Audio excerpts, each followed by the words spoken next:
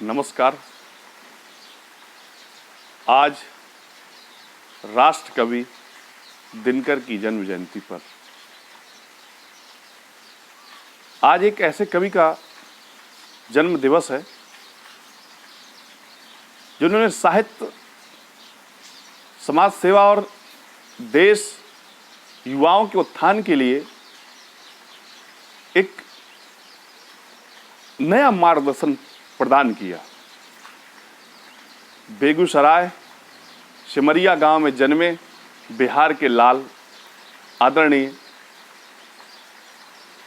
रामधारी सिंह दिनकर की जन्म जयंती पर मेरा सादर प्रणाम। आजादी से पहले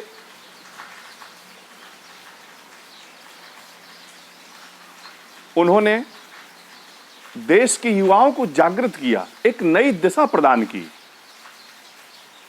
जिससे युवा जागे, समाज जागे और अपने कवि हृदय के रूप में लेखन के कार्य को करते हुए कई रचनाएं ऐसे लिखी। एक विद्रोही कवि के रूप में रहे आजादी से पहले और आजादी के बाद राष्ट्र कवि का दर्जा मिला और राष्ट्र कवि रूप में जाने गए। एक अच्छे साहित्यकार, वीर रस के, ओज के अच्छे कवि दिनकर जी बड़े निर्भीक स्वभाव के भी थे। चीन के समय युद्ध, जब चीन का युद्ध हुआ, चीन से युद्ध हुआ, उस समय उन्होंने अपनी रचनाओं से देश को जागृत किया, झकझोरा, और जो ने पीड़ा हुई उस पीड़ा को ने अपने खुले मुक्त कंठ से बताया। इसी बात को लेकर के मतभेद हुआ। जब वो संसद में थे तो संसद में सत्र में खड़े होकर नेहरू जी का कि कुछ विरोध में पंक्तियां पढ़ी उनने। ऐसे हमारे श्री रामधारी सिंह दिनकर जी थे। उनका एक काव्य, महाकाव्य हुआ रश्मरथी, और रश्मरथी में तृतीय सर्ग विशेष रूप से हम पढ़ते हैं, आपने कई बार सुना होगा।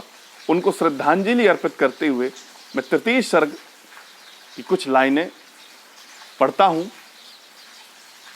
रश्मरथी में जब पांडव अज्ञातवास के बाद घर जाने के लिए उत्सुक हुए और आगे जाना, तो उसके बाद लिखा है उन्हें, हो गया पूर्ण अज्ञातवास, पांडव लौटे वन से साहस, पावक में कनक सदस्य तपकर, वीरत्व लिए कुछ और प्रखर, नस नस में तेज प्रवाह लिए, कुछ और नया उत्साह लिए। सच है विपत्ति जब आती है, कायर को ही दहलाती है, सूरमा नहीं विचलित होते, क्षण एक नहीं धीरज खोते, विघ्नों को गले लगाते हैं, कांटों में राह बनाते हैं।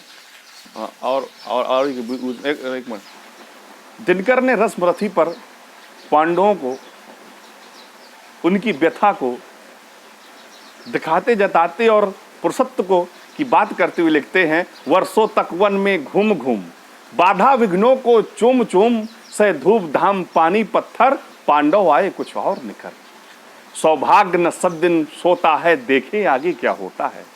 आगे राम दिनकर जी फिर लिखते हैं, मैत्री की राह बताने को, सबको सुमार्ग पर लाने को, दुर्योधन को समझाने को, भीषण विध्वंस बचाने को, भगवान हस्तिनापुर आए, पांडव का संदेशा लाए।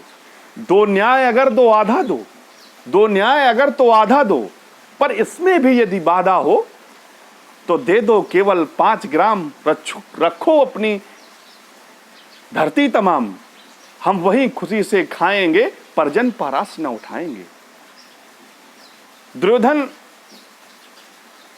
और पांडवों के, कौरव और पांडवों के कृष्ण शांति दूत बन करके उनके पास गए हैं और ये संदेशा लेकर के गए हैं कि शायद उनका जो ईश्वरत्व होने के नाते, रिश्तेदार होने के नाते इस भीषण युद्ध को बचाया जाए, तो उसके लिए उनसे एक बार अपने तरफ से कहने गए, लेकिन दुर्योधन वह भी दे न सका। आशीष समाज का ले न सका, जो था असाध साधने चला, उल्टे हरि को बांधने चला। जब नाश मनुज पर छाता है, पहले विवेक मर जाता है। ये पंक्ति बड़ी उनकी जबरदस्त है कि जब नाज मनुज पर छाता है, पहले विवेक मर जाता है। हर ने भीषण हुंकार किया, अपना स्वरूप विस्तार किया, भगवान डगमग डगमग दिग्गज डोले, भगवान कुपित होकर बोले। जंजीर बढ़ाकर डगमग डगमग दिग्गज डोले, भगवान कुपित होकर बोले। जंजीर बढ़ाकर साध मुझे, हाँ दुर्योधन बांध मुझे, हाँ दुर्योधन बांध मुझे। यह देख गगन मुझ में लय है, यह देख गगन मुझ में लय है, यह देख पवन मुझ में लय है। मुझ में विलीन झंकार सकल, मुझ में विलीन झंकार सकल, मुझ में विलीन संसार सकल। अमृत फूलता है मुझ में, संसार झूलता है मुझ में। यही दिनकर जी ने श्री कृष्ण के विकराल रूप का वर्णन करते हुए उन्होंने दिखाया कि दुर्योधन को उस विकराल रूप ये जब बांधने के लिए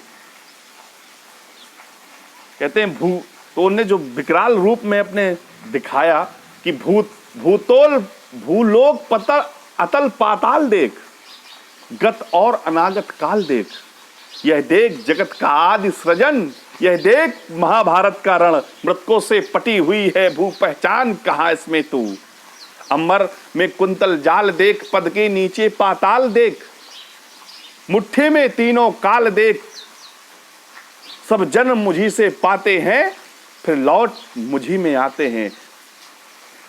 इसी पर उन्हें एक जैसे मैं लाइन जैसे छूट रही है मेरी कि अंबर में कुंतल जाल देख, पद के नीचे पाताल देख, मुट्ठी में तीनों काल देख।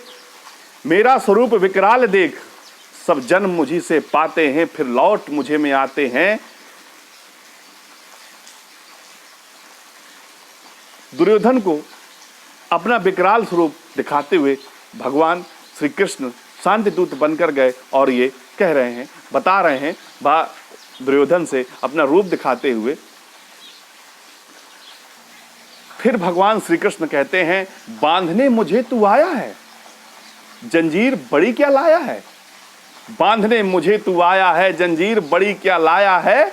यदि मुझे बांधने चाहे मन, पहले तो बांध अनंत गगन। सुने को साध न सकता है वह मुझे बांध, सुने को साध न सकता है वह मुझे बांध कब सकता है। हित वचन नहीं तूने माना, मैत्री का मूल्य न पहचाना, तो ले मैं अब जाता हूँ। भगवान श्री कृष्ण बोले कि हित वचन नहीं तूने माना, मैत्री का मूल्य न पहचाना, तो ले मैं अब जाता हूँ।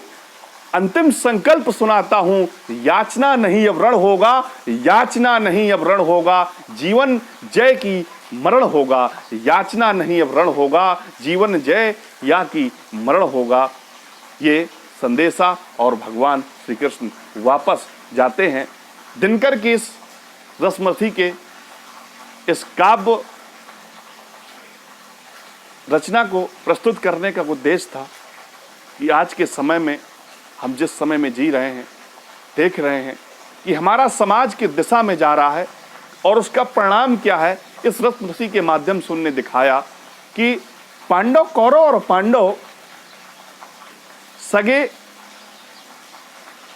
भाई थे, अर्थात चाचा के लड़के थे, दादा के लड़के थे, तो सगे भाई ही थे, परिवारी जन थे। लेकिन दुर्योधन सब कुछ होते हुए भी देना नहीं चाहता था, संपत्ति और उसका टकराव था और ये भी साबित किया कि ईश्वर साक्षात उन दोनों के बीच मौजूद है, साक्षी हैं। ईश्वर ने दिखाया है कि भले ही मैं तुम्हारे साथ क्यों ना हूं, यदि आपका रास्ता गलत है तो आपका पतन निश्चित है और उस पतन को रोकने के लिए हमें एक सही दिशा, सही मार्ग चुनना होगा। रामधारी सिंह दिनकर की इसी पंक्तियों के साथ मैं एक बार पुनः उन्हें प्रणाम करता हूं, सादर निवेदित करता हूं अपना प्रणाम। ऐसे कवि, राष्ट्र कवि, बिहार के लाल को देश हमेशा याद रखेगा। जय हिंद, जय भारत।